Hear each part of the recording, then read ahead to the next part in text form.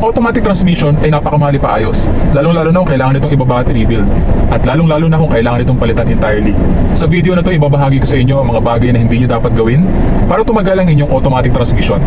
Unang-una, pagpapalit ng gear selector from drive to reverse and reverse to drive habang umaandar pa ang iyong sasakyan.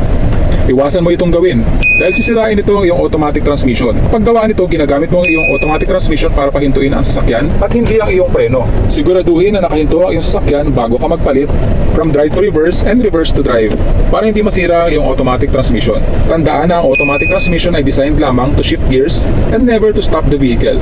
With this being said, huwag ding ilagay ang cambio sa park habang umaandar pa ang sasakyan dahil meron itong locking pin na maaaring masira dahil ito ang pipigil sa sasakyan sa pag-andar at hindi ang iyong preno.